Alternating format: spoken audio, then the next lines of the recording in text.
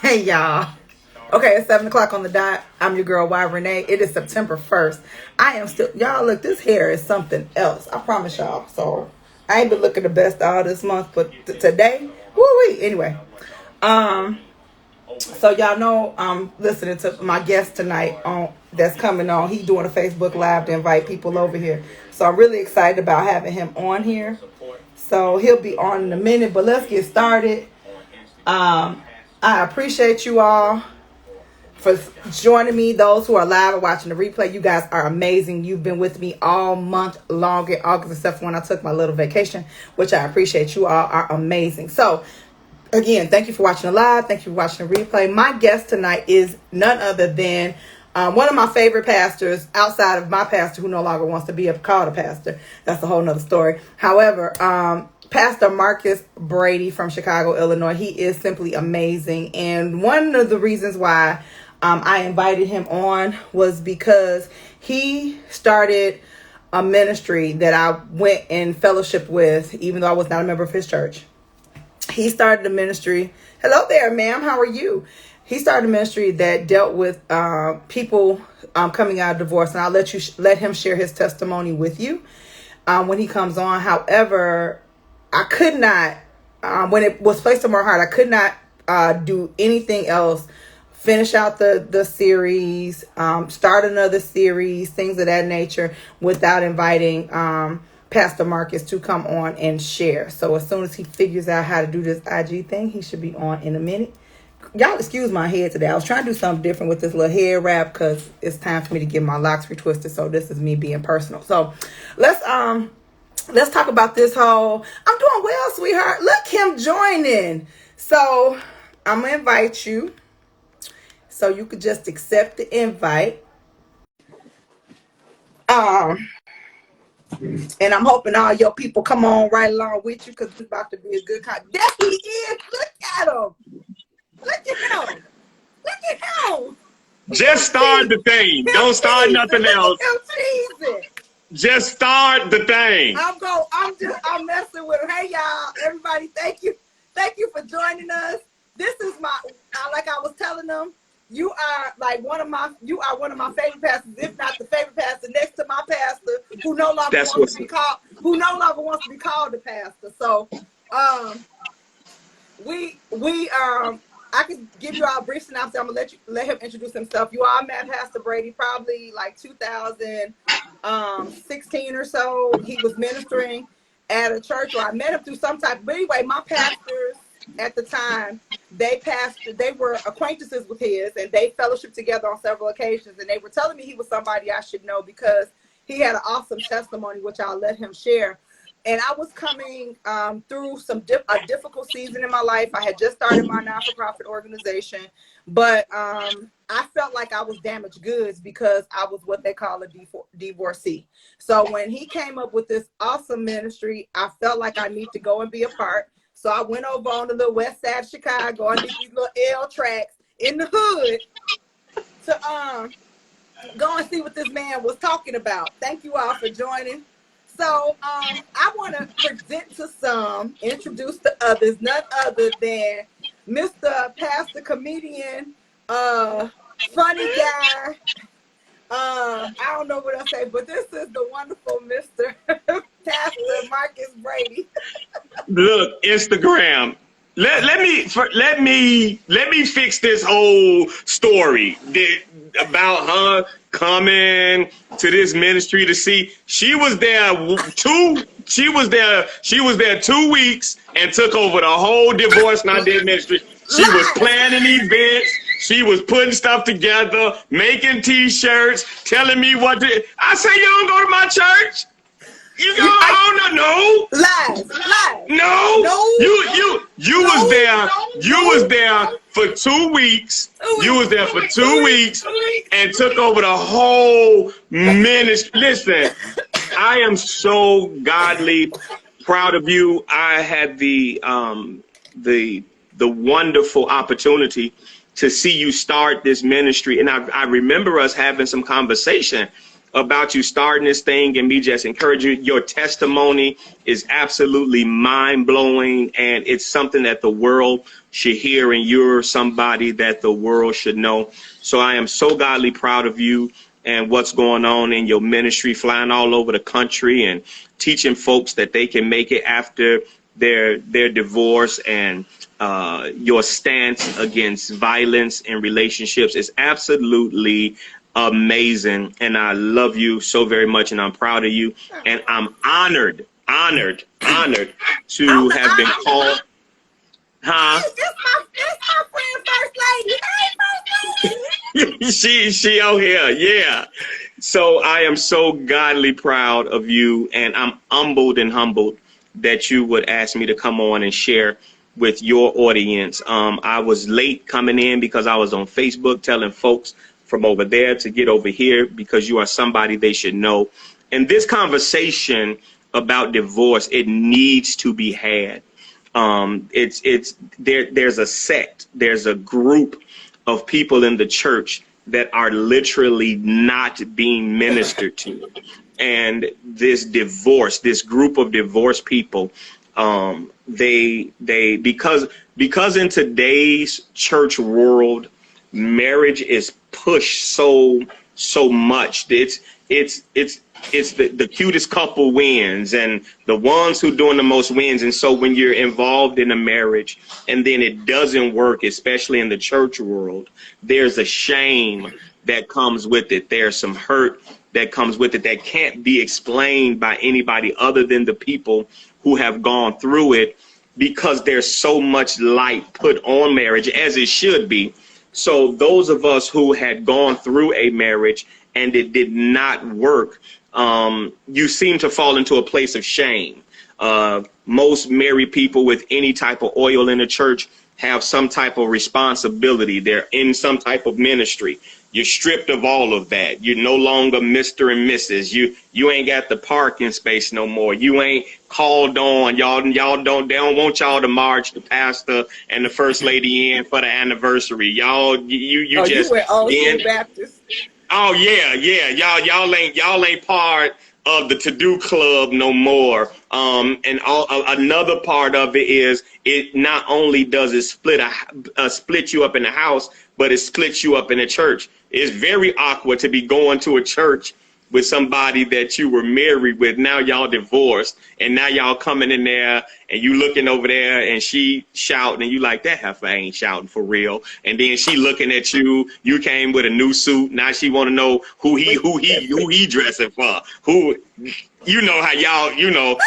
So oftentimes people not only leave each other, but then one of somebody's or both people leave the church, and then the children, and there's just so much. And one thing that I applaud you for is recognizing and magnifying that group of people that need to be ministered to, and that's the divorce in the church. So I'm here to answer any questions, to share my light on anything, and I'm going to make a big announcement on this platform as well, because we're doing this confirm some things for us. So I'm here for you. Let's roll. All right, let's roll. Well, let me go back, because while you were coming on, I was waiting for you to come on. I was just trying to tell the people, one, we met some years ago, but two, the fact being that the reason why I started this conversation in actuality was, so if you did not know, Pastor Marcus, even though you've been watching me, when I decided to step out of just not the domestic violence and the suicide prevention arena, because some things have happened that caused me to also take on suicide prevention.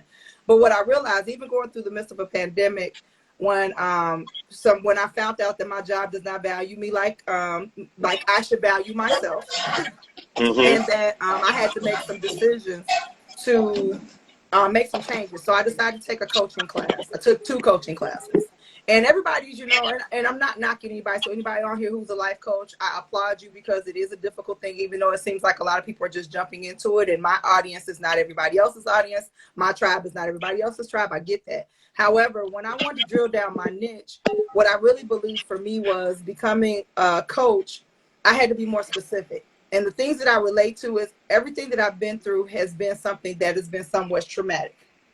So when we talk about trauma, And it's not necessarily the trauma. And one of my pet peeves when people say, "Oh, it happened, you'll get over it," or it happened, this and other. That's not the case. What happens is the trauma occurred and you never really get over it. What happens is the triggers that come from the trauma is what comes up.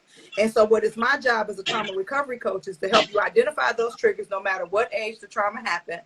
And if we have to go back and do some soul searching, some research, some revisiting to figure out what those triggers are. And then I assist you in finding different ways to maneuver through the triggers so you can function in life.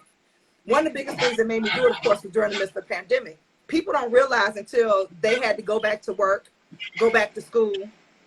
For those people who had to go back into the school system, those people who had, go back to the office, and you're one of the people that had to go back to school because you work in the school system. People that have to actually go back into the office and they've been off for a whole year, still fearful of COVID, thinking that they may catch it, may not catch it, whatever have you. That can be traumatizing in itself. So I dealt with several things throughout this past year. But what happened was I was at a conference and I was talking with two young ladies who happened to be divorcees. And I said, hey, something kind of still bothers me to this day. And I just want to know how y'all feel about it. And it's when you fill out these little applications for a new house, a car, application for a credit card.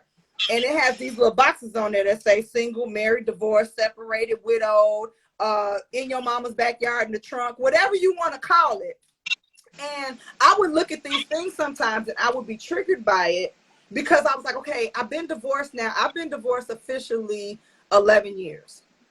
And sometimes I still get triggered when I look at these things like, okay, so am I actually single now or am I still a divorcee?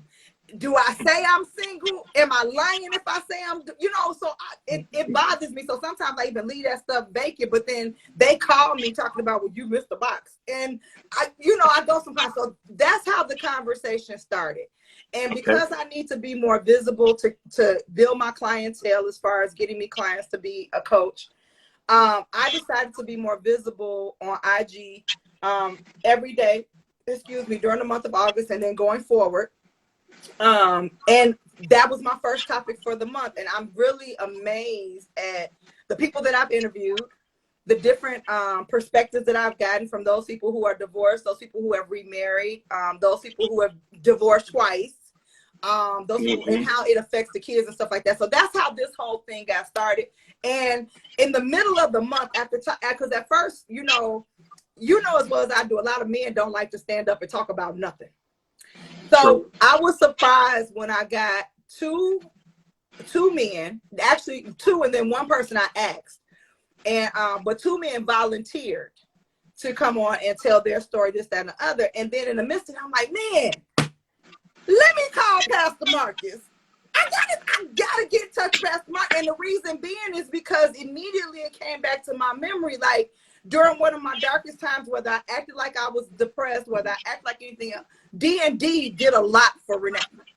And I openly want to say, I know I've thanked you before, but I openly want to say thank you to you and First Lady Brady for allowing me to come into your space, allowing me to share my story, allowing me to be ministered to without judgment because of everything that was going on. And I met a great group of people there, people that I'm still affiliated with on Facebook that will check on me from time to time, which is amazing. So, like I said, let's get into it. So I don't have to ask you the question because I know what box you checked now, because at the end, we're going to let you tell that testimony about you being happily happily remarried.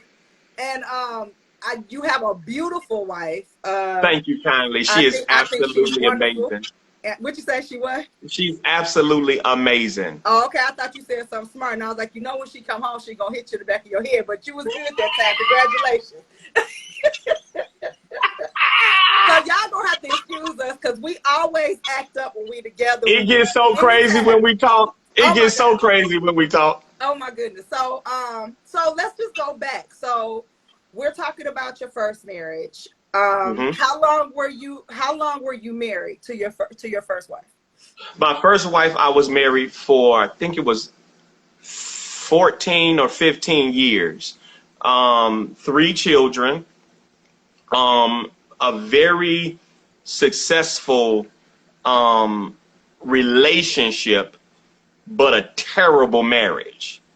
You can be in an amazingly successful relationship and have the worst marriage on the planet, where I'm talking money in the bank, cars in the driveway, house built from the ground, name it, trips all over the world, and hate the person that you're doing it with.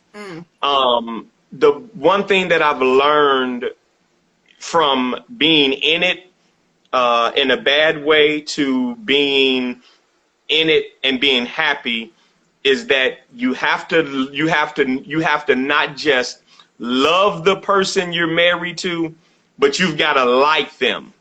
Watch me. Love is for the marriage. The like is for the relationship. That's good. That's good. The love is for the marriage, but you need to be able to like the person in the relationship, to be able to like when they walk in the room, to be able to like the conversation, to be able to, I don't want to have to sit in the car 45 minutes and get my mental together before I walk in the house. And I want to love getting to them.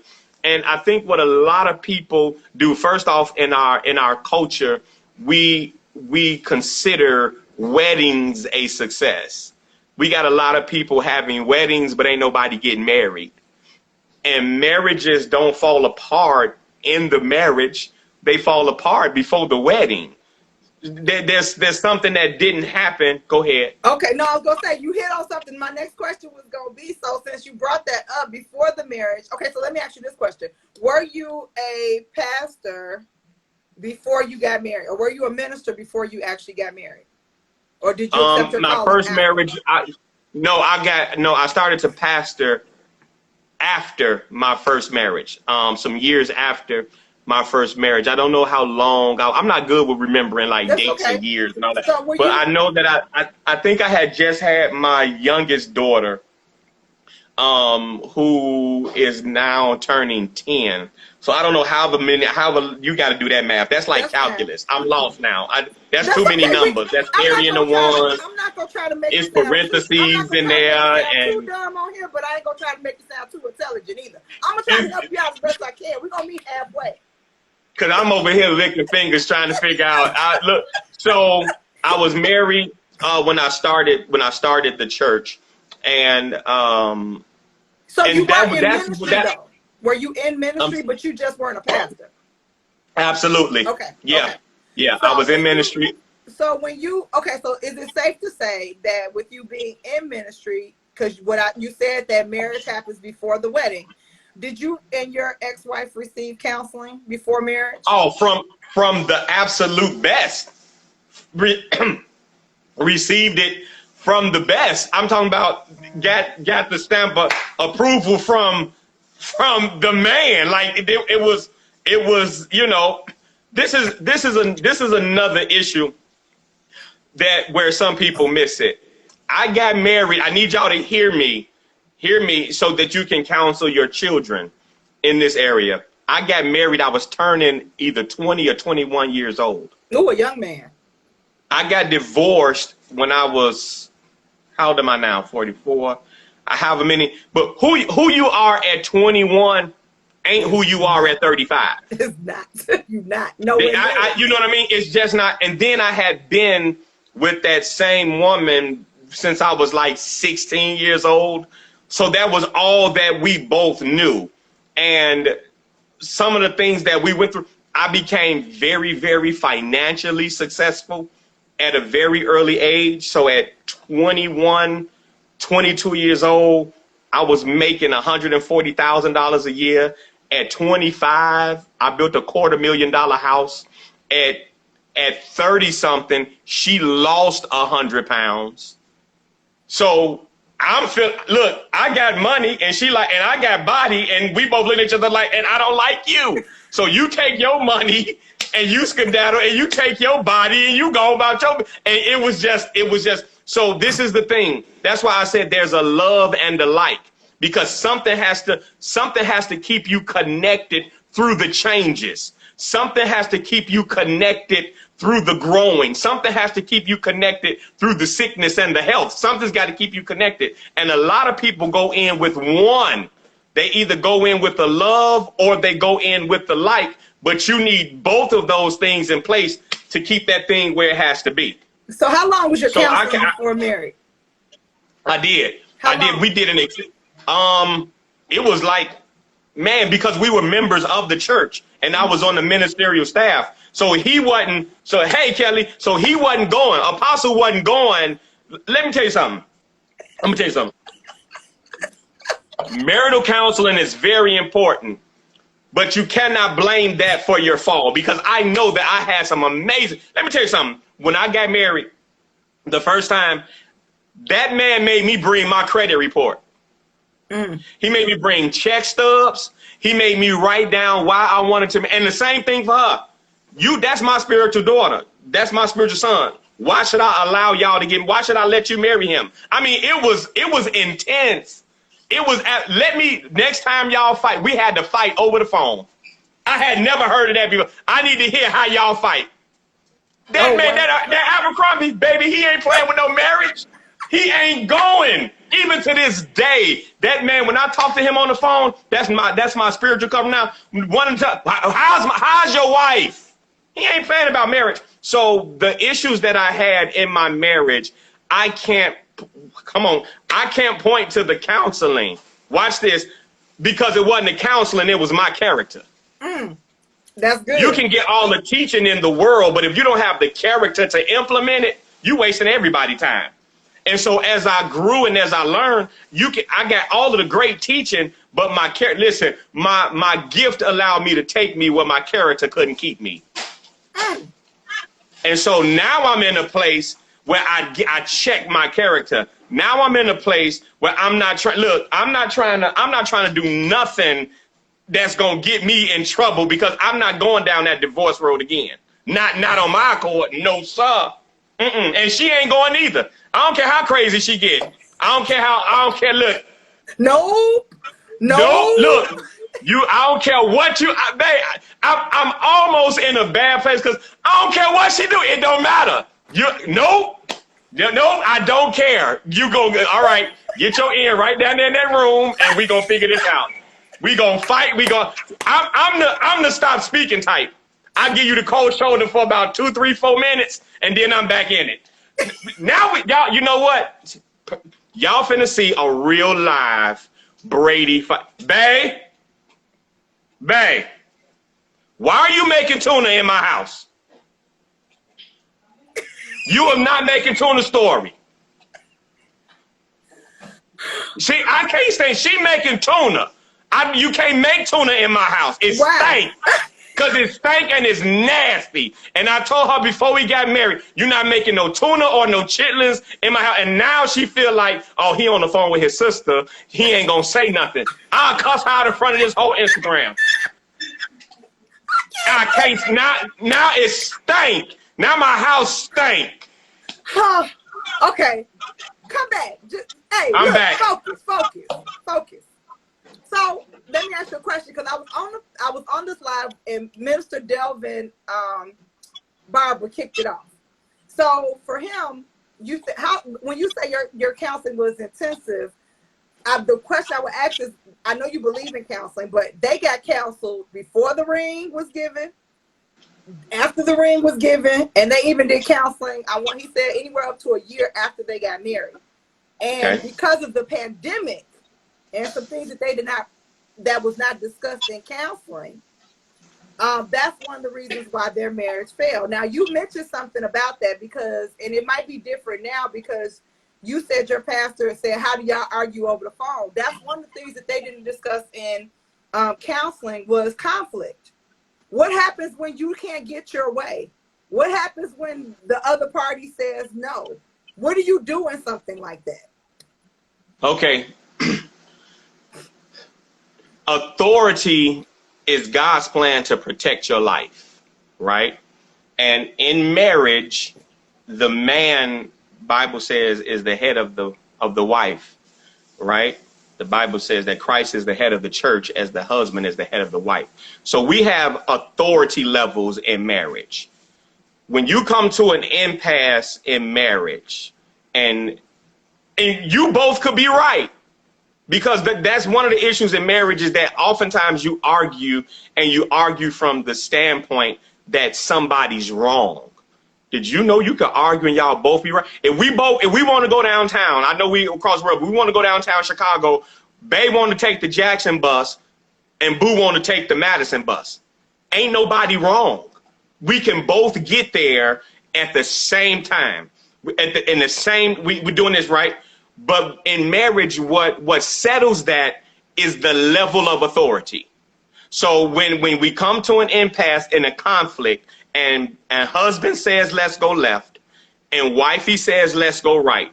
She has strong conviction and is correct, and he has strong conviction that's correct. Biblically, she is to follow suit under her husband and say, babe, this is what I would like to do. However, you are the head, and so I'm going to follow you. But let's slam on the brakes before the brother starts shouting. Because the flip side to that is, at sometimes husbands have to be understanding enough and sensitive enough to say, you know what, babe, we did it my way last time. I prayed about this. Ain't no right or wrong way to do this. Let's take the Jackson bus this time. So there's a balance there, but it comes down to authority. Let me be very transparent. My wife and I we're looking to purchase some property, right? My wife wants to buy a 4-unit. I don't want to buy a 4-unit. I want to buy a couple houses and flip them, right? Looking at the math, Renee, we going to really make the same amount of money over time. But when it comes down to it, babe, this is what we're going to do. Now, what the men in marriage have to do, you have to be in God's face enough to know when to follow that woman. You have to know by the Spirit when that woman is right. Because no matter how bad I want to do it, at the end of the day, I got to be led by the Holy Spirit. And if Holy Spirit is if that's where it's at, I'm going to have to follow her. And you know what's going to happen? When we take the Jackson bus, guess what? I'm still the head on the Jackson bus. Right. If we buy the 4-unit building, I'm still the head of that 4-unit building. When we buy Nike versus Adidas, I'm still the head. And so you cannot allow the conflict to come in between, because God gave us an answer for that conflict, and it's called authority. The biggest problem in marriage, y'all ain't gonna like it, and I don't care. Most women want to get married, but they don't want to fall under authority. You telling the truth. I can agree with that. Drop the mic. So I want to thank everybody who's joining, all these people coming in, joining my live. Those watching the replay, we really appreciate you. Me and Pastor Brady are just having an honest conversation. I am pro-marriage. This is just something because I am a divorcee that has triggered me. So I want to talk about it with people. I've been talking about it all month long. If you all have missed my lives, please go back and watch them. They've all been very good nuggets out of them. I want to say while I'm on here, congratulations to Nita and Victor, because I see you watching, Nita, all the way in Houston, Texas. Congratulations on 20 years of marriage. Happy anniversary. 20 years in the building. Come on here. Anniversary. And thank you for joining my live on tonight. I appreciate you so much. Wow. I love you and I miss you. Okay, so get back to this conversation. So when we talk about your first marriage, and you say you didn't necessarily, you probably thought you loved in the beginning because that's all you knew. And then you got to some point in the relationship where you didn't like her no more, and she didn't like you no more.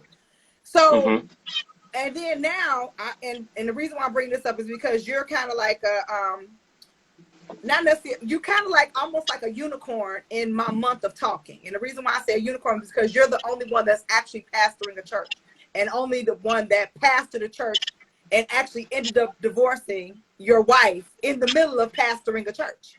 So when it came to the point of you like, okay, man, this really ain't working, did you all seek counseling again? Or did you just kind of like, because you were embarrassed, didn't want to talk to nobody about it, did you just kind of like sweep stuff under the rug thinking you could fix it yourself? One thing that we talked about, you and I, a long time ago, was the understanding and the revelation that your divorce doesn't happen the day you got divorced. that process started years, months before you finally said, I want a divorce. Y'all, hey, get the tea. Here come the tea. Here come the tea. I'm finna let it ride. So before my divorce, my ex-wife and I had been living hell for 6 years. Oh, wow. Y'all ready? Wow. Get the tea. Here come the tea. My ex-wife was living with her man and would come to church on Sunday morning and sit at the front like it wasn't nothing wrong. Y'all don't hear me. I'm talking about victory is mine. Victory is mine. All right, see you later. Grab her. Listen, I would drive home. She would get out of that car, get in her car, and go to her man's house. Y'all don't hear me. Y'all, so a lot of folk and that was happening a long time before we got divorced. So it wasn't about shit. Because that right there is deep for a man. And you a man's man. You ain't no punk. I done been in no punk. None. I've seen you in action on Facebook, but I've also seen you in person. You a man's man. How heart-wrenching, how embarrassing, how disgusted did you have to be up in a pulpit every Sunday, having to minister to masses while you were in a place of brokenness, hurt, disappointment, disrespected on so many levels? How did you do that? That more so, that built more of my masculinity. That built more of my rebel. That built it took my level of creativity. It's so deep. It took my level of creativity to I could tell y'all some stories that'll blow. I've got to hold, listen to me. Let me digress. I've got to hold this together, talking about my marriage or the facade of it, the looks of it. I got to hold this together because I got to hold this together, which was the church. So this had become so important to me that I don't care what was happening. And this was growing. This was flourishing. I'm talking about you better get to church early or you ain't going to get no seat. And this was going to hell in a handbasket. Let me tell you something. One of the greatest Sundays. I have a picture. I wish that I could share it. I pulled up to church. I don't want, because she gonna see this, and I don't want to put our business out there. But one of the most gut-wrenching moments of my life in my marriage was one of the best days of my life in ministry. One Sunday, I found out that she was somewhere doing something the night before, right? I found out on the way to church. So we in the car on the way to church. I'm talking about throwing phones at each other. I'm talking about anime. I'm talking about,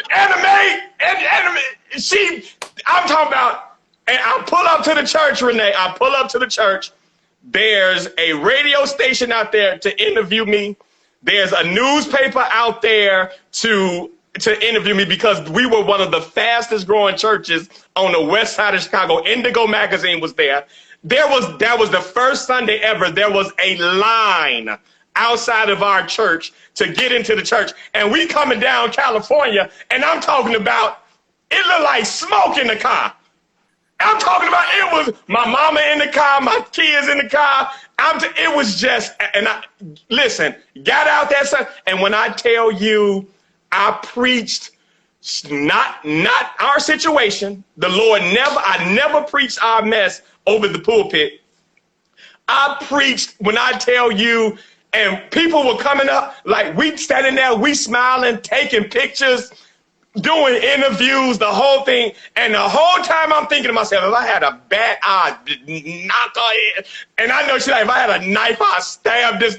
And so I had to learn how to, in some way, shape, or form, keep them both together. And it was nothing but the grace of God that I didn't end up dead, or she didn't end up dead, and that church didn't end up dying.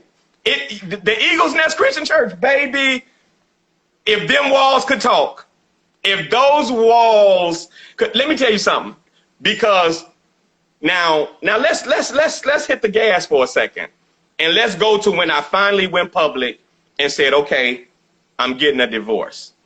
That was my next question. You in the right vein. I was going there next. Here comes some more tea. Here comes some more tea. Here comes some more tea, baby. You take a. So my staff, so every Sunday after church, my staff would get together and we would talk about whatever you, so my head, my chief of staff, my head over the ushers, everybody. So what went good this week? What went bad this week, and what we gonna do better next week? So in our meeting, they told me, they say, Pastor, we got to talk to you. I'm like, what's going on? We just had a good Sunday. What's good? When them women on that west side found out I was getting a divorce, baby, you don't hear me. You don't hear. I'm talking about they was in there. I'm talking about the good, the bad, and the ugly. They was in there, baby. I'm talking about bustiers on Sunday morning. You don't hear me. You don't hear me. Y'all like this post, comment, and share, because the comedians in the house, but we ain't talking real stuff. We ain't talking real stuff. Sister Renee, sister, you know me and you keep it funky. You know we keep it. I'm talking about a real life. Sister, let me tell you something. It was so bad. It was so bad. I'm talking about offering was a parade. You don't hear me. My staff came to me and said, Pastor, this a mess. They told me, they was like, during offering, you got to go in your office. I couldn't even stand out. I was enjoying the show. You don't hear me. I couldn't wait come offering. I was like, come on, sister, dance. Yes. Yes. I'm talking about, look, they was in there. They was in there. My staff literally came to me and said, you not standing out here and watching this. You got to stay in your. So my character, again, a large part of counseling and divorce and the whole thing, it all has to do with character. Y'all ready? Y'all ready for the tea? And this is the part where a lot of women need to hear this. This is the part where a lot of women need to hear this. A lot of men need to hear this. Sister, I'm shocked I ain't never, maybe I told you this story. I think, let me know if I told you a story about the panties. Did I tell you the story about the panties? I think so. One night while we were in D&D, I think so. So I'm after church, after my meeting, this is another Sunday after the meeting. Now I come on the door. Deacon Lamont, Pastor, this lady out here want to see you. Now, if y'all know my church, I am a very touchable pastor. I'm not one of these guys that you can't touch me and see me. But in my meeting, I'm like, just tell her I'll get with her. I'm just thinking of somebody that want to talk to their pastor, which I believe people have the right to do. But the meeting that went on and on and on, and Deacon Lamont came back and said, Pastor, this lady is waiting on you. This is right after the announcement of the divorce. Well, a little while after the announcement of the divorce. Sister Renee and Instagram world. I get up and I go to the door. And I was sharp that Sunday. I knew I was sharp. You ever been sharp on the Sunday? Look, I knew I was clean. So I go to the door. This sister, Lord have mercy, Instagram world, y'all ain't gonna believe this.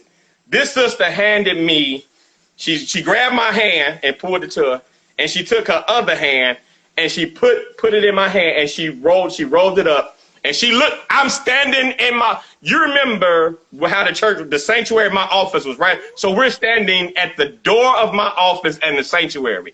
Y'all don't know no stories like I got. This sister handed me this and said, we both grown. And turned around and walked out the church. Now everybody is like leaving my office. They standing there. I open up my hand to peek in there. It's her phone number and a black and blue lace thong. Glory to God. I said, you got to be joking. Listen, let me tell y'all something. So At this point, I'm divorced. The divorce is over, and I'm secretly, not intentionally, just strategically, I'm talking to my current wife, but the world don't know. Cause we just they talk. shouldn't know. They shouldn't. You know what I mean? We talking, you know what I'm saying? But we ain't. So I'm driving. And this is when I knew. This is why I said the women need to hear this. This is the moment, sis, when I knew I was gonna marry Taisha. I'm driving home. I got this girl, panties, and this phone number in my hand. Let me tell you something. When the devil know you like sweet potatoes, he don't tempt you with white potatoes. He give you exactly what you like, what you want. And I kept looking at these little things. I was going, Lord have mercy. I'm driving down Western. So this is how I knew I was going to marry my wife. Now, the man, let's be real. The man in me, Marcus, wanted to pick up his phone and dial that number that was on that paper. I picked up that phone and I called who is my wife now. And I told her, I said, babe, I want to be completely honest with you. This is what happened. Let me tell you when I knew I was going to marry her. She sat there and she listened. I said, babe, I've never made any advances to this woman. I said, you know, I don't have her phone number, or I've never talked to her because she gave me her phone number. So I said, this is what she said. Listen to the wisdom, women. With a cool, calm, and collective voice. That woman said this. Okay, do you want to call her, or do you want me to call her? I said, at this point in my mind, I'm like, okay, I guess I got me a girlfriend now. I said, you don't have to worry about it. I said, I'm going to call her. I called her. I said, I'm so flattered. I said, however, you are my spiritual daughter. Don't you trip. Don't act funny. Ain't nobody going to ever know this was, look, and you better have your end at church Sunday. She came back a couple Sundays, but I ain't never seen her since. I bet. Lady Ty handled that with such great, never had to ask me about it, but this is the thing. Men, listen to me. You have to be a man of character. You have to be a man of integrity. And that's where a lot of marriages go south, is when you hiding things, when you're dealing with things that your wife or your husband doesn't know about. It gives the enemy, or better yet, it gives yourself the opportunity to talk yourself into doing something stupid. And so when I called her, because I was going to call one or two people, either I was going to call that woman or I was going to call the woman who was to be my wife, and the Holy Spirit led me in the right direction. I know that's right. So you went through, let me ask you a question about the divorce process. Yes. So I know it probably could have, and we'll talk about that because I want to know basically towards most of this, how would it affect your children? However, when we talk about the actual process, because you said that you were divorced mentally several years before the actual act of divorce happened. So when we talk about going through the actual process, the paperwork, if you need attorneys or not, all the other stuff, how difficult was that for you, again, while you're doing all of this behind the scenes and still pastoring a church? It became very difficult because, listen to me, for those of you that are watching and you're either about to walk into a divorce or you're thinking about it, listen to me. You're not divorcing the person you married. That woman that I went through the divorce with, that was a whole nother monster. It became hard because you end up getting hit from a person you never thought who would hit you like that. And it's not necessarily the pain of it, it's where the pain coming from. It's a lot of moments where it's like, I know this ain't you. Let me here. Transparency. Y'all want it? You want? Okay. Here's an example of what I mean. When we were married, as I stated, I had started to make well into the six figures. Through the process of like separating and trying to keep it together and wondering if I should stay, the time where come home and don't come home and the fights and the back and forth, I quit my $140,000 a year job. And I started making 1/5 of that, right? Oh, wow. When we went to court, she was asking child support based on that $140,000 figure when I was making $50,000. So the pain comes from, you would do that to me when you know I'll take care of my children, when you know the type of person I am, you would really put me on paper to hurt me financially like this, going through the threats of going to jail. And I showed up to pick my children up 3 minutes late, or to drop them off. To drop my children off, I was 3 minutes late, pulling off at 127th Street, and there was already a police car because she was about to say I kidnapped them. Like, wow. You don't know.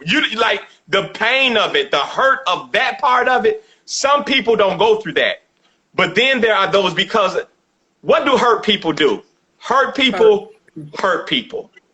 And so when you start to go through that process, especially for the part of the relationship that's not ready to let go, or the part of the relationship that may struggle with control, or that may struggle with you ain't supposed to do this without me, they become something that you never ever would imagine, and you become somebody that you never thought, because you go into survival mode, and now you're hitting back as hard as they hitting you. So that part of it, for me, my personal testimony is that I would never wish that on anybody. Not because was so in love with her, not because she still got a place in my heart. No, I'm talking about for my own heart, for my own mind, having to stand up and all of the work you miss, and all of the court dates you got to go through, and all of the financial things you got to go through, and your attorney not being like, it is just an absolute, it's ugly. For me, it was ugly. Now, let me say something. Mm-hmm. I do know some people, sister, that can have an amicable, you know what, this not working. I'm glad you said it. I'm so glad. I didn't want to say it, but listen, you know what? Okay. The other thing for me too is that you got to remember, we were financially like everything I had, she had everything. When I walked away, that $250,000 house, the day I left, I didn't even care. The trucks I didn't care. Look, I didn't want. And so I felt like, okay, so since I left you all of that, and then I'm going to take care of my children, let me go on with my life. That ain't the case. So that ain't the case. You said something that I want to say too, that I've been saying all month long. We're an ever evolving person. So for you to think that you're still with the same person that you met yesterday, I mean, Pastor Marcus ain't the same person he was before we started this live. He done jumped on 3 different hoops, came around a corner, up a thing. He probably got some more revelation for his next message that he's gonna preach sometime next. I'm telling you. So when we're talking about relationships, and we're talking about people changing, and how we don't want to give people grace because they're not that same person. One, it's not fair, especially if you're talking about, you mentioned something about working through. And again, I'm so pro-marriage that if you're even contemplating it, I'm hoping that some of the stuff that is said on some of these lives gets you to go back to the table. Let's have a conversation, because somewhere along the line, like he said, where you have conflict and there's an authority figure, there's also the thing too where both of you all could be right. However, or you can both be wrong. But what you have to do when we're having conversation is just that. You have to learn to listen and to hear. And when you listen and hear and let the other person finish out their whole thought process or whatever have you, and then let the other person say, and then even if you still don't agree, respect each other enough to understand that you all have a difference of opinion in this, and it's not enough to break the marriage. It's not enough to break the relationship. You have to have conversations, and you have to be transparent and honest. I think one of the biggest things about these marriages that seem to fail, or that people don't want, people forget that marriages work. It's more than a full-time job. That's first and foremost. So if you think you're going into a marriage and you ain't got no work to do, then don't get married. If you walk into a marriage and the first thing out your mouth is, well, if this happened, we're gonna divorce, don't get married. You ain't ready. You sitting up here talking about, well, I don't know if I'll be able to take this, that, and the other, then don't get married. Because things are going to happen. When they made the vows, and I say this, I've been saying this a lot too, it's a little joke. When they made the vows for better, for worse, for sickness and health, yada, yada, yada. I remember maybe about 10 years ago, where everybody was doing this positive affirmation thing. People would get married all the time, talking about, well, I'm not going to have them vows because my marriage is for better, or my marriage is for health and health. I need you to understand, as good as that sounds, I need you to have some realistic thought processes, because when it does happen, you got to be able to deal with it. And so in the midst of everything, I commend you, one, for being the man that you are. I mean, I promise you, your testimony, like, if you ain't wrote the book, you need to wrote the book 12, 14 years ago. I'm just trying to tell you, get on it and make it happen. Because that's something that people around the country need to see. Because you didn't say, and I didn't ask, but I'm quite sure, since you've been so transparent, that if you had indiscretions on your end, I'm quite sure you would have mentioned them. However, I also believe that if you had indiscretions on your end, I don't think the favor of God would have been as it has been for you going through whatever you're going through. So you keeping your character, you being a man of God, you really trusting God through the process, no matter how bad it hurt. I commend you for being that upright man, that upright man like Job, going through the fire, going through everything that happened, and not trying to do the I'm gonna get you back. Because we all know, without a shadow of a doubt, men can get women back quicker, because when men can just cheat without a thought, they just now, sister, let me clear. I'm not gonna sit here and act like, let me tell you something. I got into the car business when I was like 19 years old. Oh, you car salesman. I started making money like I had never seen.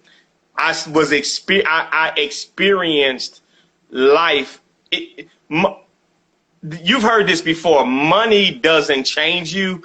It just exposes who you really are. You just have more access to your mess. Let me tell you something. There was a season in my life, in my marriage, if it was moving, I was trying to juice it. You don't hear me. Was this before or after pastoring? This was what? No, this was through the. Listen, it was bad. You hear me? Okay, well, let me take back my kudos. Take your accolades. That's why I say, hold on.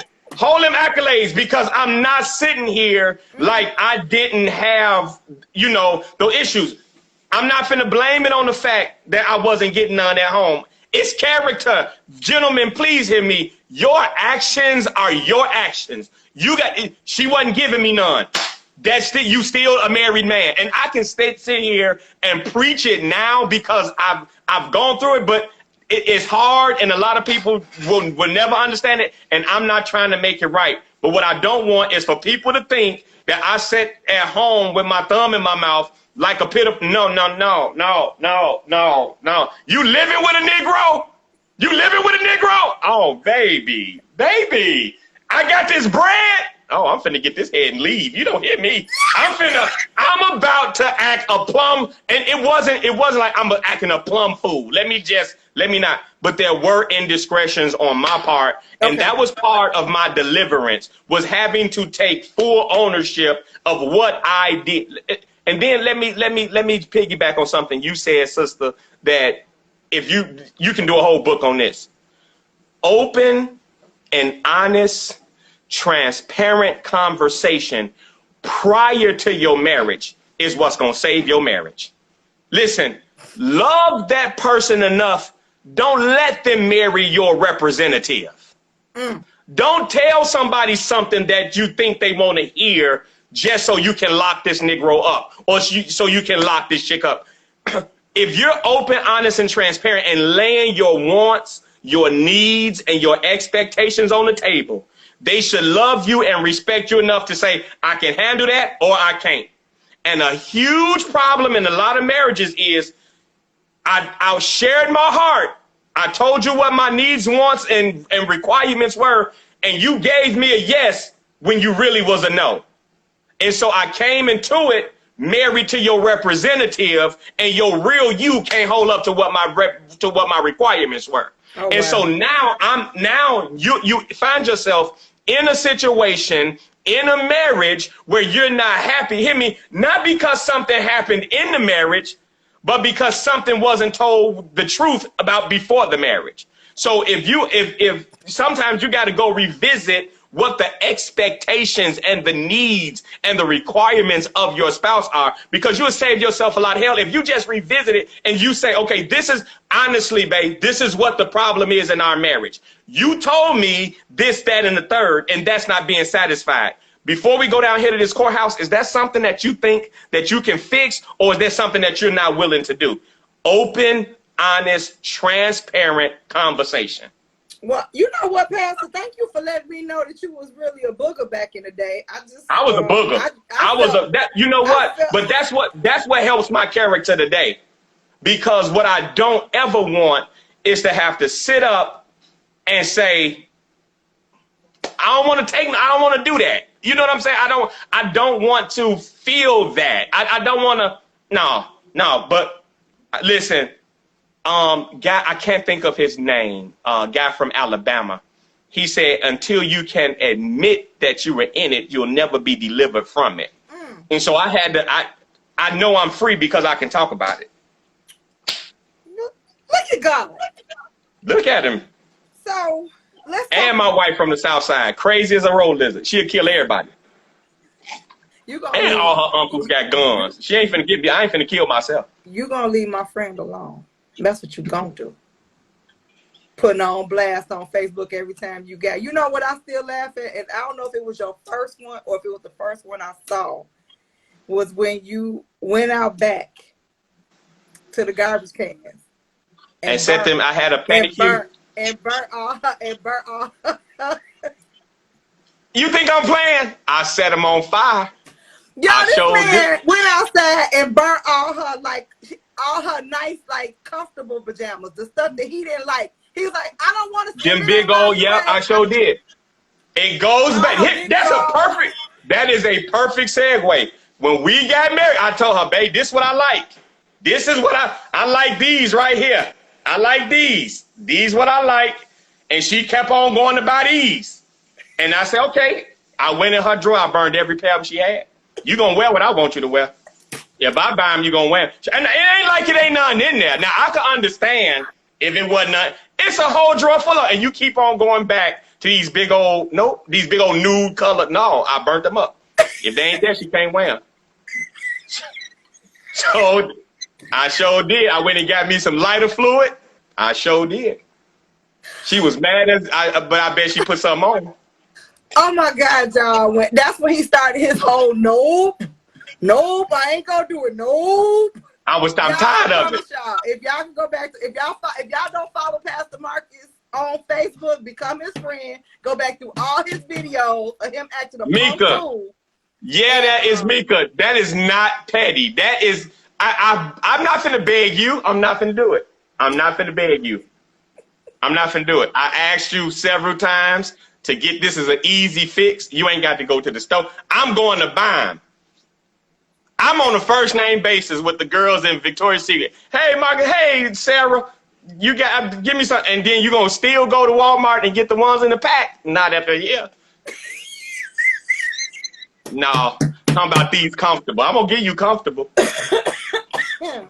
Sure did. I'm through with you. Okay, so before we start wrapping this up, because we could be on here all night talking, I'm quite sure I should probably do a part 2. But I'm ready. Let's talk about these children. You said you had 3 children with your first wife. Mm-hmm. And how did this? Because if they seen y'all fight, I know, like, because you said the story about y'all going to church that Sunday, and it was Ike and Tina in the car. I know that it had to be damaging for them. Explain how you helped them get through it, and did you get them any professional counseling? I had the opportunity to talk to both of my boys now. because I wanted them to be of age to really share their hearts with me.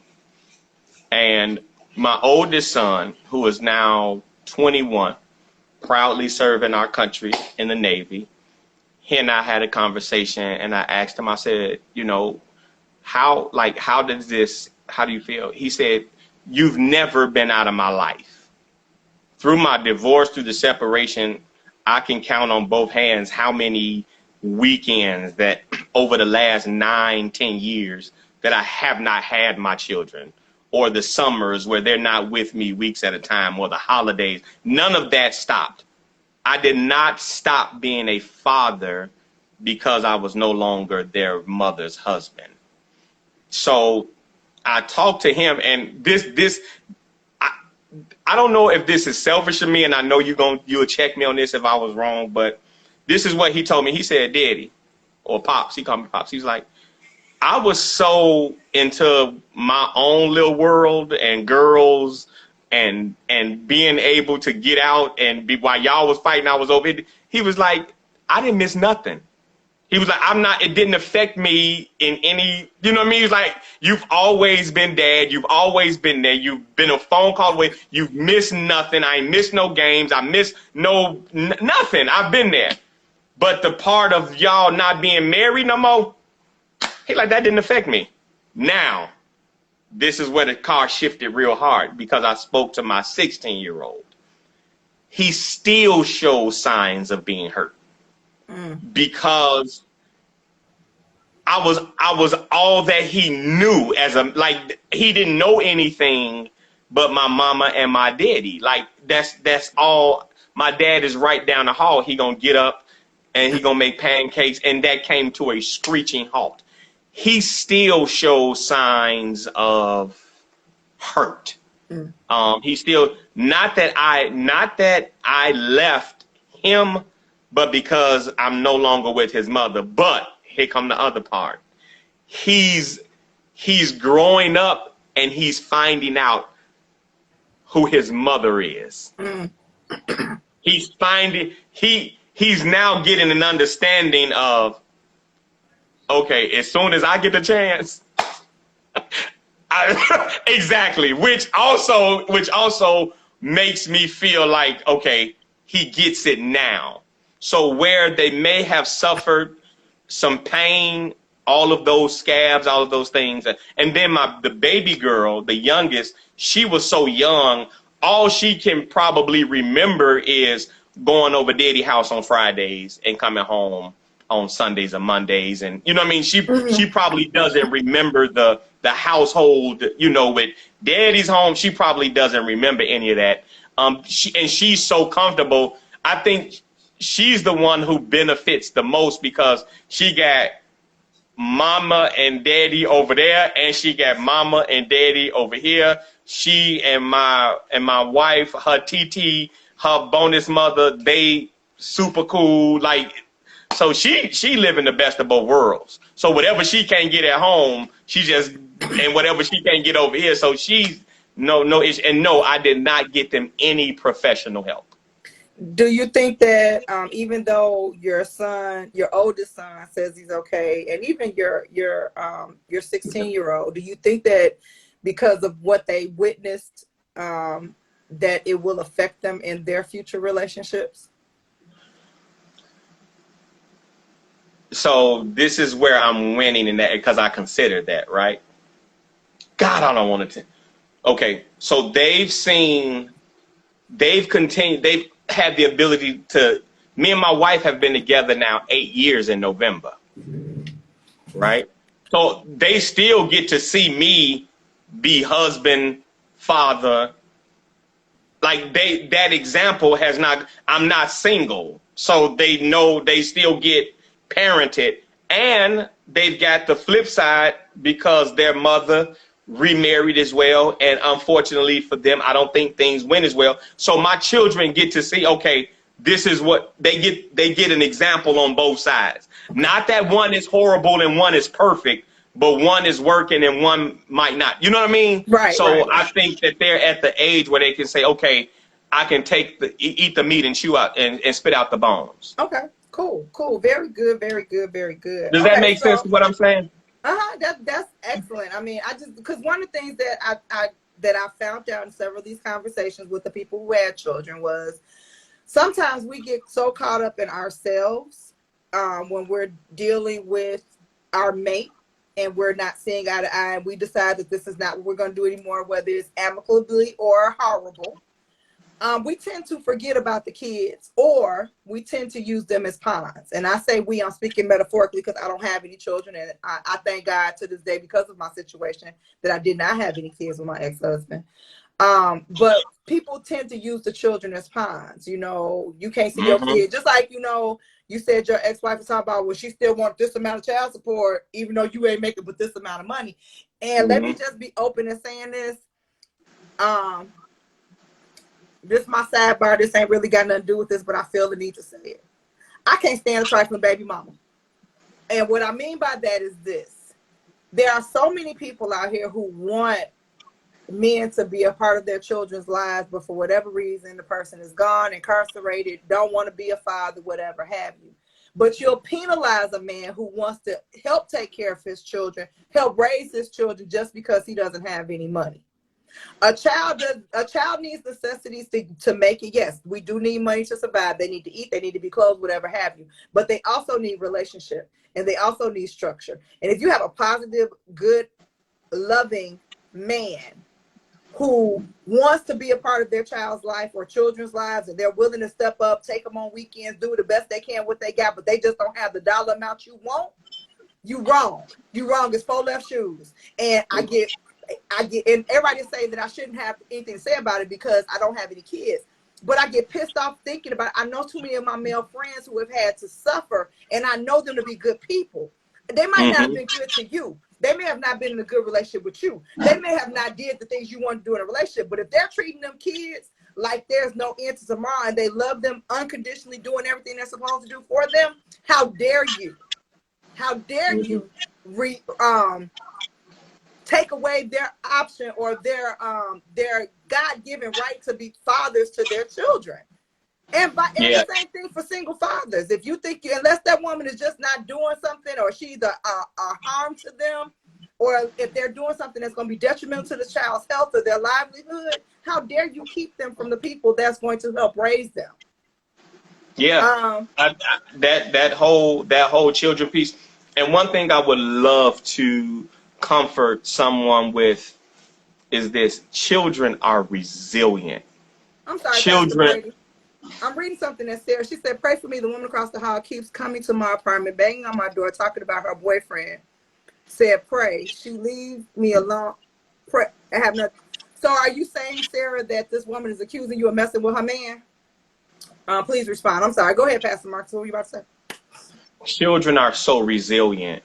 If you allow them, like, one of the worst things you can do in a and don't talk down to your children about your ex. That is let them develop an understanding and a relationship with that person for themselves. Keep your mouth off of that person. Let them learn who they are. You shouldn't be talking about, hear me, not just about your ex-spouse, but even the person that they're with now. Leave that alone. Let those children develop a relationship with them for themselves. Let them learn them for themselves. That is one of the most unfair and damaging things, because we talk about how the divorce can hurt the children. Let's talk about how the words can hurt the children. Because that little boy was looking up to that man as his father 2 months ago, and now he ain't nothing because he ain't with you. So where does that leave me as a child? And then that's how children begin to be manipulative, how they begin to lie. They become narcissistic. They become untrainable, unteachable, because they're trying to love somebody that you hate. So I got to love him while I'm over there, and I got to hate him in front of you. It's not a good thing. So please let those children be resilient enough to bounce back and learn their parents for themselves. Okay, so a couple more questions, then we can talk about this lovely woman. Then I'll let you share what you want to share with the people on the live night. Again, thank you all that are here tonight enjoying this conversation. I Thank really y'all. appreciate you all. You all are amazing. So is there anything, because the title of this this month has been Triggers and Trauma, trying to break the walls, break down the walls of divorce. Is there anything before you met the wonderful Lady T? Is there anything that triggered you about getting married again? Like that you were just like, no, I don't care how fast she is. I don't care if the Holy Ghost told me to talk to her. I don't care how she responded to the woman with the thong panties. I just don't think that that's just what. No, that ain't look good. Something. I told the Lord, I said, God, if she don't wear thongs, don't let her stop. Just, Lord, just keep it moving. Send me a thong wearer, Jesus. So the one thing that I can't with you. The one thing that just I've never been, so we're talking about triggers and trauma, right? I've never been a bachelor. I moved out of my mother's house at 19 or 20 married into an apartment with her. And then we purchased a home. And then, I'd never been bachelor. After the divorce, I moved into an apartment. And immediately after I moved in, my mother came and moved in with me.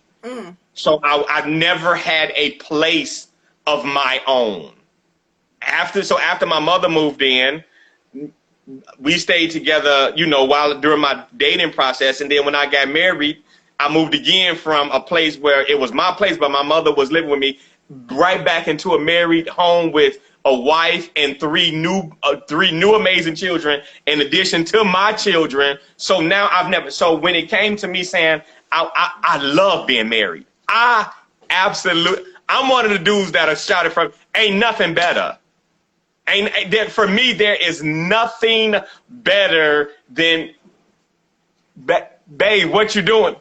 I love being married. So it's never that I didn't want to get married again.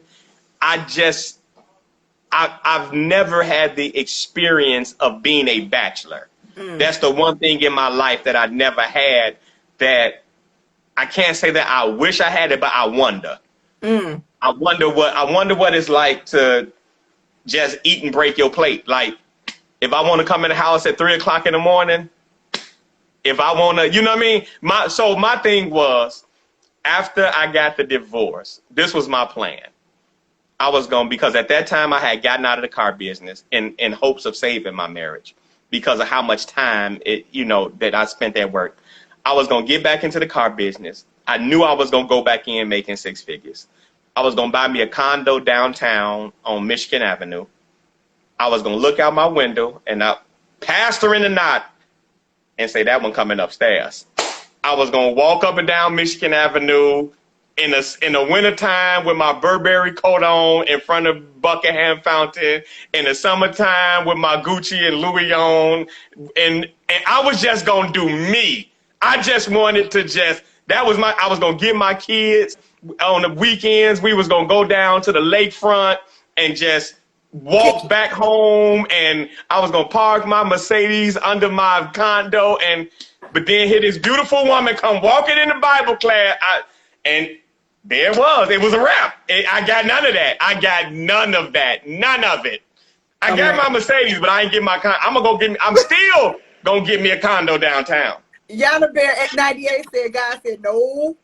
No, God said, I told God my plans. God said no. I always want to live downtown. No. God told me no. I wanted to live downtown so bad, Renee. I wanted to live. Ooh. That was my dream. That was it. And it didn't happen. God said no. So you mentioned something that I totally forgot, not out of disrespect, but you are a blended family. So yeah. How did her kids accept you? So this is so crazy. So when I came, our oldest, he was well into his teens. He's 23 now. So he had to be like well into his teens when I first started coming around. And he had a relationship, with his dad before his dad passed. And it was, you gotta understand this is weird because, and this is one of these, these people, they were members of my church. So they knew me as pastor. So at like 8 o'clock on Sunday after dinner, nigga, what you still doing here? Like, pastor. Right. Oh. My daughter, our oldest, I take pride in saying I taught him how to drive, and we had heart-to-heart conversations. I talked to him. I was like, me and your mom dating. I'll never forget it. He was like, man, you a good guy. She deserves you. She deserves it. He was like, I'm happy for her. I'm happy for y'all. The youngest son, well, now he's Terrence is, how old is Terrence? 14 now? He was little. He was little. So he was just happy that I'm taking this Negro to the wrestling, to WWE, and we fighting and playing, and he got it. This daddy. I'm good. Oh, but my daughter, she was, and so she 18 now. So she was like 10 or 11. Renee, she wasn't, because I wasn't her daddy.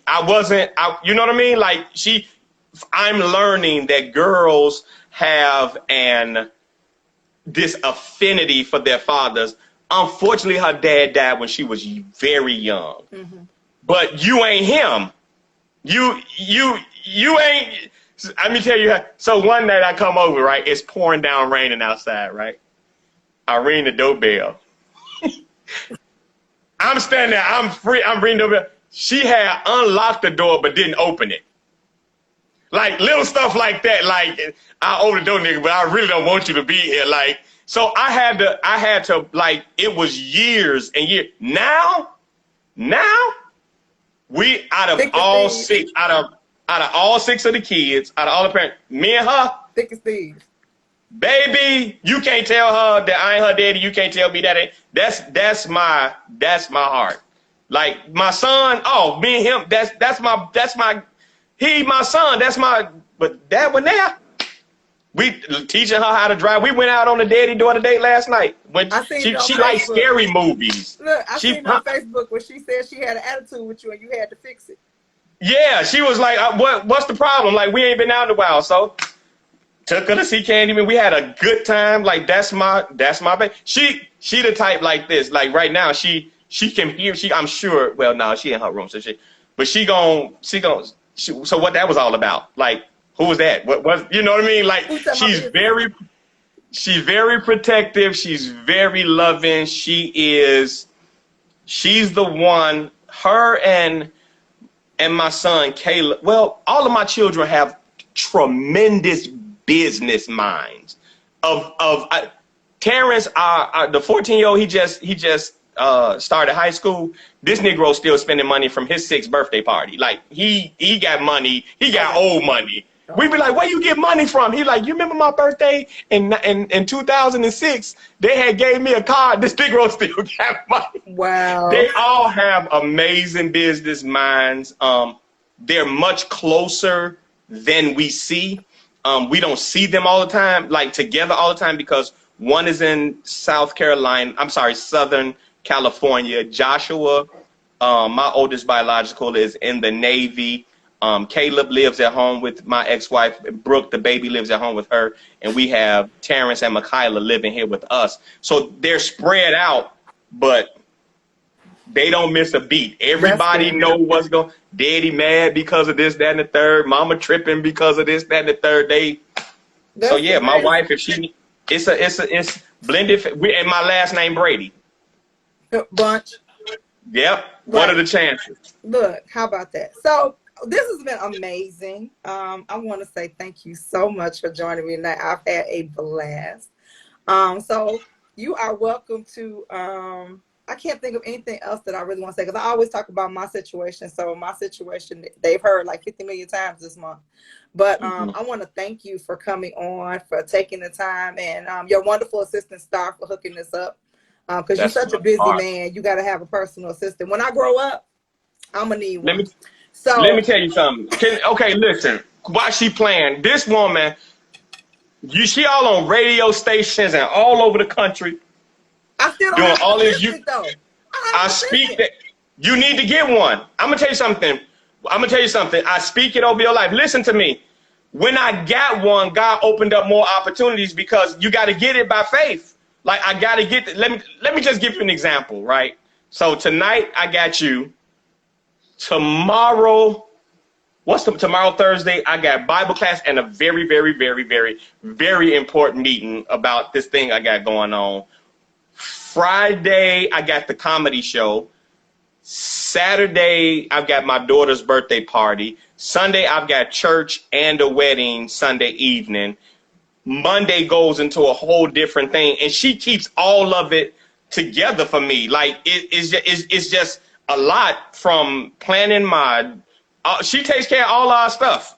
She takes care of everything for me. And I know you watching. I love you. Thank you so very, very, very much. I call her and she ain't went off on me yet because I could call her 3 times about the same thing. She'd be like, "Hi, Pastor. Hi, yes." I know she ain't on the phone like this nigga.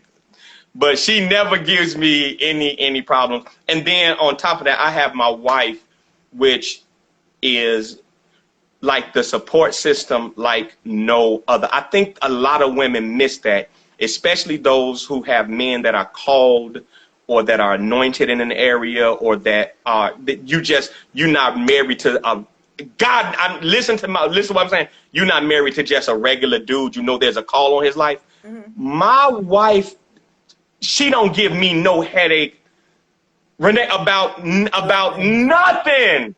Like she understands. She knows. She makes it happen when I'm not around. You know what I mean? She knows my heart. So this is the thing. And I know we got to end this, but my wife's making it. I just don't. People, if y'all want to get off, y'all get off. Come back and watch it later because it's one more thing that's going to lead into what you say you're going to announce that I have to ask that I did not ask, and I just thought about it while you were talking. So go ahead, finish what you're saying right now. Then I'm going to ask you pretty much the last question. Okay. We're so intertwined that when I'm doing something and something else has to be done, please hear me. The Bible says the two shall become one. Her making a decision is me making the decision. Like she ain't gonna do something that's off the wall. I'm like, what? No. She has my heart. And a lot of women get your ring, but they ain't got your heart. Mm. They don't want real talk. Do she have your heart? Can she finish him? If she can't finish your sentence, she can't finish your business deal. If she don't know what you're thinking beforehand and know how to move when you move, she can't do nothing for you, man. WWHD. What will hubby do? Right. Look at you. What will hubby do? Trying to start a whole new brand. Don't make me market that T-shirt for you. I'm about to. You better get it before I get it. I'm telling you. What will hubby do? How many women are? I mean, like you're a wife. You're a wife where listen. What did Beyonce say? Take me to the meet and make you look better. I'm telling you, I can walk her into any room, and she's not a yes girl. A lot of people might look at our lives and just be like, you know, she just along for the ride. Man, please. I've been there. I'm a witness. I know that ain't the truth. That girl got something to say. You hear me? My wife is not one that needs a microphone. But her presence gonna be felt. Man. Her presence gonna be. I'm telling you. Let me tell y'all something. Every time I would come over to their church on a Thursday night, I'd be like, where she at? Where she at? Yeah. She not coming tonight, then I need to go home. Because if she not gonna be here, I don't feel right being here. If she not here. I'm telling you, she is absolutely an amazing. You just gave me another T-shirt idea though, because me and my friend, we started this little line because he would always say. Did y'all see that? Her friend. He would always start. We start this conversation, and you know how we always say, "I'm gonna need you too." So I actually am in the process. So don't be trying to take it, y'all, because I already got the paperwork on. I'm starting to trademark. So if y'all start looking, I'm taking every last one of y'all ninjas to court. So what I did was I spelled it differently. One word is UMMA need NEDUTO. I'm gonna need you to ... and then you put whatever you want underneath it. So my next I love it. like I got one that says I'm gonna need you to mind your business. I'm gonna need you to grow up. I love it. I'm gonna need you to use your words. Then he, of course, because you know sometimes his mouth ain't right and mine ain't either. He got one that says I'm gonna need you to shut the up. So yeah, we got all these different shirts. So I just got one now. You know when we have to turn over this Christian side, I'm gonna need you to listen to your husband. I'm gonna need you to hear your wife. I'm gonna need you to love your spouse. So we gonna do all this stuff. I'm just saying. Do that. Do it. I'm just saying. Do so it. Here we go. Let's kick it off because this is what I really wanted to get into about because you are a man of God. You are a pastor.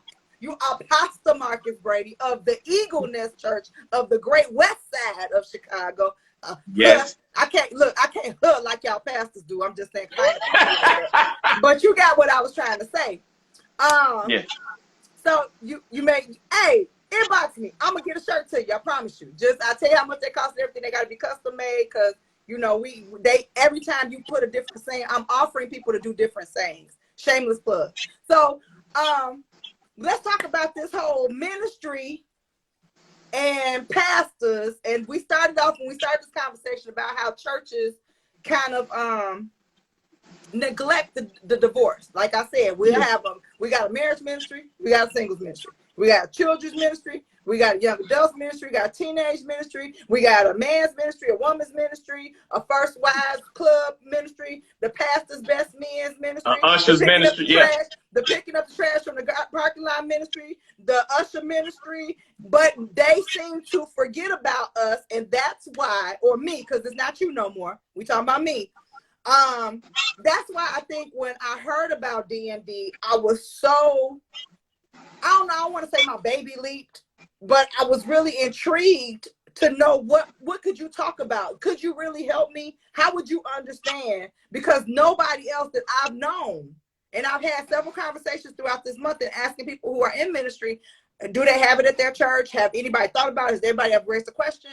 Because I feel like, and you could agree with me or, you know, tell me I'm wrong. I just really feel like because there's such a negative cloud over the divorcee, people don't want to touch it with a 5-foot pole, 10-foot pole, 12-foot pole, don't matter. Or that because most pastors, whether they faking the funk in their marriage or not, whether they really like their first lady or they're that pastor or not, because they don't want to be embarrassed in the church, going through some of the stuff you did, they'll stay in the marriage for faith's sake, for money's sake, for status sake. So they really don't know how to have, well, that's good. But Pastor Hannah's a different type of pastor, but I never knew they had it. But thank you for letting me know that, Mika. I've never known ministries to deal with it because maybe they don't know how to deal with it because it's never really hit home for them. Just like churches, and we talked about this too, how I don't know churches that really want to touch the actual subject of domestic violence.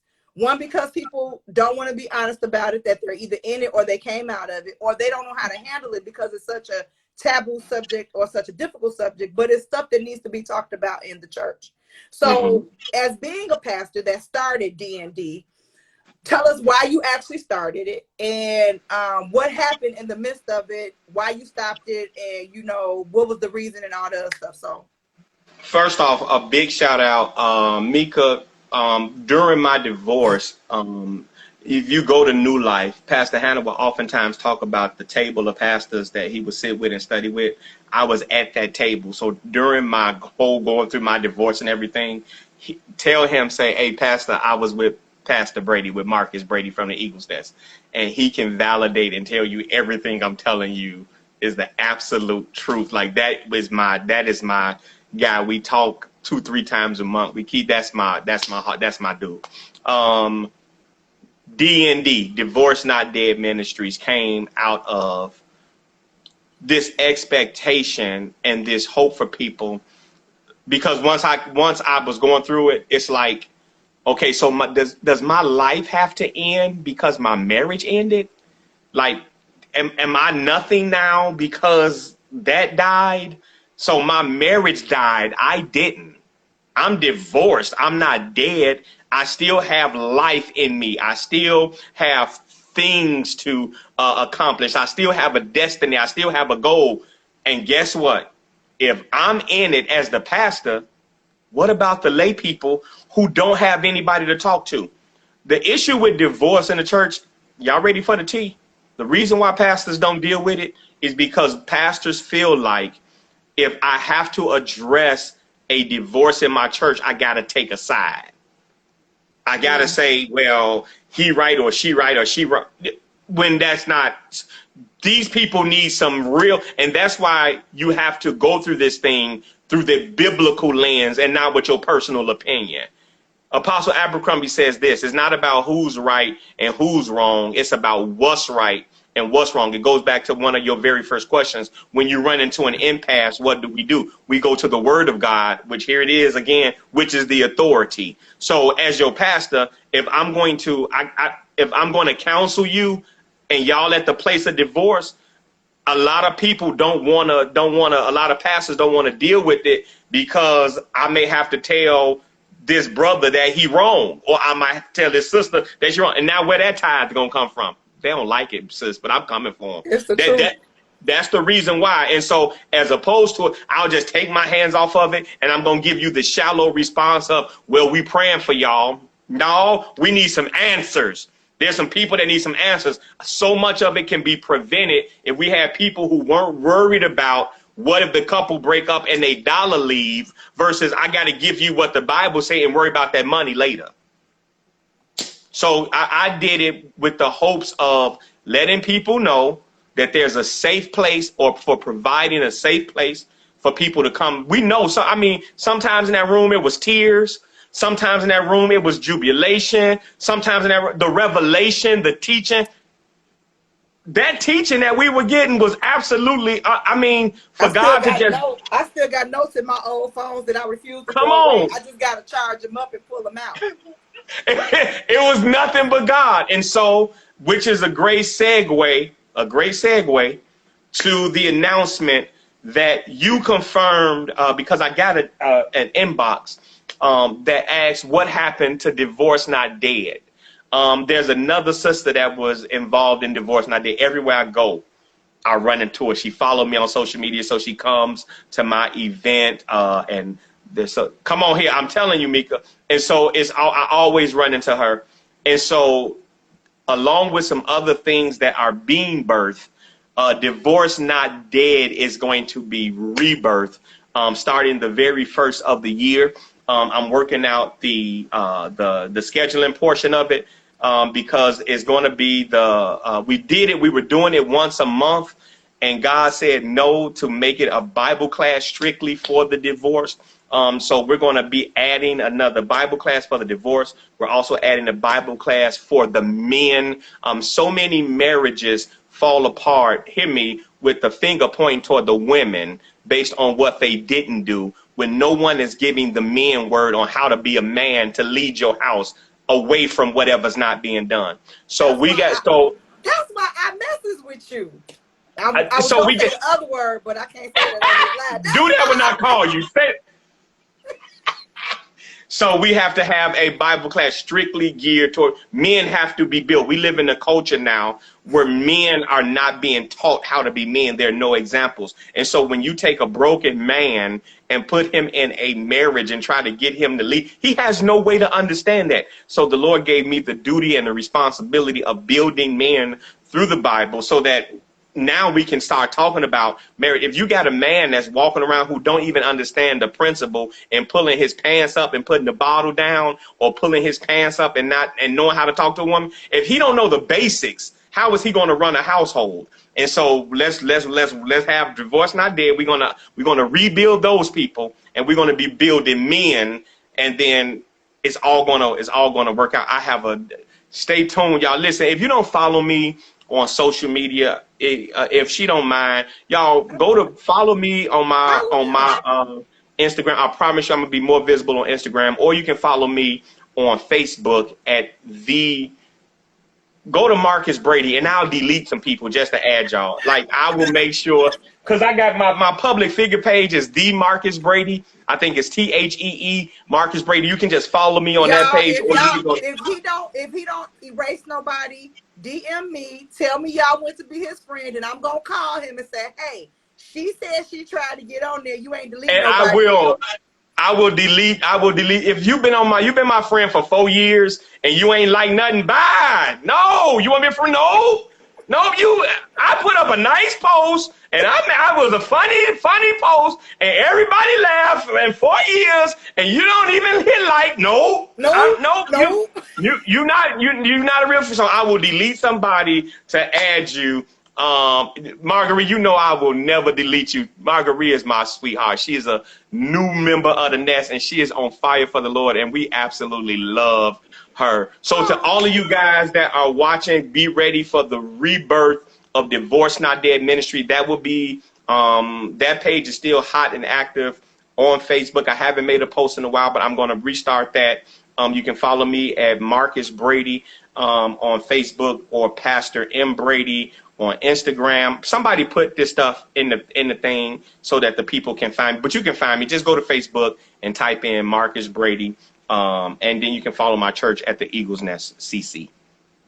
I pray that you were blessed. I hope I didn't talk too much. Man, I enjoyed it. Everybody else is enjoying it too. We got a lot of comments. I'm just mad because Instagram doesn't really, and I don't have the right recording thing so you can get all of the comments. But Instagram, once I post it, people go back and be able to watch it, but it won't have the comments. But people have been commenting, they've been laughing, they've been agreeing. That's what's they've up. Been getting kudos. So yeah, I think you've given a lot of value, and those people who come back and watch it, please, you all share this with your family and friends. I think Pastor Marcus said a whole lot of good stuff tonight. And again, most of the stuff he said, even though we're talking about triggers of and traumas of divorce and how to get through them and break certain stereotypes and strongholds and curses, the whole thing is we're both so pro-marriage. I believe in institutional marriage wholeheartedly. I'm not gonna say I'm still being healed, because I'm not gonna say I necessarily am ready to get married again. At one point in time I thought I was, but sometimes things happen and I get tricked and I'll be like, no, I ain't ready yet. And then I turned a whole 50 this year, Pastor. So you know my whole mindset. I saw the party with the little yellow dress. I seen you acting like you was grown. My dress was not yellow. It was a black see-through. You wrong party. I saw you on there with a yellow something that said it was good 50. Maybe it was ran together or something. But maybe it was just a post. But yeah, no, I was in Jamaica turned up. So my mindset, it's certain things I'm gonna put up with, certain things I'm not gonna put up with, and the older you get, the more we get set in our ways. So I'm gonna have to find that person, or that person that will look for me will have to be like, yeah, he's got to be strong enough to be sensitive, and sensitive enough to know that he still got to be strong. Your personality does not allow for he has to be assertive, but he also has to be sensitive, because we know that you hear from the Lord. We know that you have a very forthright personality, so he's going to have to appreciate that and know how to work and move in that. But the flip side of that is that you're just going to have to learn how to sometimes say, okay, babe. So I'm going to have a talk with him and be like, don't let her scare you. I ain't scared of her. You scared of me. Nah, no, I ain't. I was at first, not no more. Come here, Roxy. All right. Yeah, I don't know where she at. Y'all better take this dog out. Oh, wow. So I want to say thank everybody for joining. Pastor Marcus, I love you so much. You and Lady Taisha, you are the best thing since sliced bread. I also want to we love you too. Thank you. I want to say we're in the month of September, and I'm having a difficult time. I have a couple more people that want to come on and talk about divorce, which is what I probably will do. However, just to let everybody know, I need your prayers for the next 2 months for sure. This is National Suicide Prevention Month, and for those of you all have known my story, after losing a loved one 3 years ago this September, I began to share my own story and my own struggle of trying to take my life 4 times. Before then, I would not talk about it. I didn't think it was necessary. But however, I've learned that since telling my story, other people, again, just like with domestic violence, have been coming to me and asking me questions, or just seeing how do I pull myself out of those ruts. Next week, on Friday, the 10th of September, I will be traveling to the great state of Alabama to be speaking at a national suicide prevention event. So I'm soliciting your prayers for that travel, and also the fact being that it's such a heavy topic, and it's such a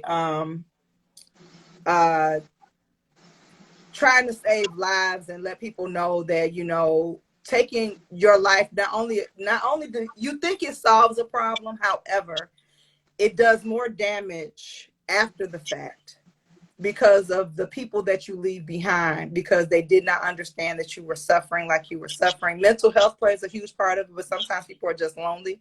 People are just tired. People think that nobody cares. I'm telling you right now, if you're watching this, whether you're listening live or on the replay, if you feel that way, I am a listening ear. I am someone who you can reach out and talk to. I am more than happy to walk you off the cliff back to living a life and thriving in it. That's what my mission or my passion and my purpose in life has become. So the month of September is National Suicide Prevention Month, or Suicide Prevention Awareness Month. And then we're going into October, which of course is Domestic Violence Awareness Month. So these 2 months are very heavy for me. This is usually when I become my busiest. But this year, some things have changed. Like I said, I'm speaking in Alabama. Then, of course, those of you who have been paying attention to my page, and I would love your support if at all possible, I am speaking in the great state of, hold on one second. Mr. Frazier, hold on one second. Somebody's come fix my air conditioning, and they late. Hey, listen, before you do that, as a man of God, I want to be a blessing to your ministry, because this is ministry. So this is what I want to do. I want you to get with Star, and I want to go back live with you before you go to Alabama, and we're going to start off with $100, and we're going to do as much as we can to pay for your trip listen to me. We're going to come together, and we're going to raise the money for her trip to go to Alabama. All right, y'all? So if just 10 of us, I'm going to do 100. I said, if just 10 of us do 25, that's 250. That's part of her plane ticket right there. A lot of times people get called away to minister. They get called away for their gift. And where they're going, they may take care of your plane, but not take care of your hotel. Or they may take care of your hotel, not take care of your plane. So I want to be a blessing. I'm going to come on with her. I'm going to use my platform, and we are going to, I would want her to pay a dime on that trip. And anything that's left after that is going to go to her next trip and to her next event. Don't have a ministry like this and not so into it. She's traveling all over the country. She's talking about suicide prevention and violence prevention and being a blessing to people. And sometimes you go to these places and they take your gift and you don't get a, y'all listen to me. So we're going to come back, and it's just going to be strictly to sow. We're going to have some fun. We're going to laugh. We might even be on together, whether we're in the same room or we're going to do it from this low, like we're doing it right now. But we're going to get together. I'm going to use my platform, and we're going to get the money for her to go to Alabama. And so we're going to do that quick. When is your trip? I leave. You going to make me cry. I'm trying to be a big girl. You play too much. I love you. I love you the 9th. Next week, the 9th of September through the. So it don't take long. It don't take long. We gonna get together, get with Star. All I need is 30 minutes, 45 minutes for us to get on. We explain your testimony. I really would like for you all to buy tickets when I speak live in Detroit on the 18th. Okay, well we'll get together and see what we gonna do, and we gonna be a blessing. All right, we gonna be a blessing. Yeah, so I believe in what you're doing. I've seen the fruit. I see that you are a woman of character and integrity, and we're going to sow into that. For real. I love you. Thank you so much. I love you too. So get with Star. Tell her we need to set up another live, 30 to 45 minutes. She can look at my schedule, and we gonna make it happen. All right. Okay. All right. Hey, y'all, I love y'all. Thank y'all so much. Again, I pray I didn't talk y'all ears off. Follow me on Facebook at Marcus Brady or The Marcus Brady, or right here on Instagram at Pastor M. Brady. If you need to get in contact with me, she got all of my information. Again, I'm not untouchable. If you're not doing nothing Saturday night, get out. I'm going to go to my page.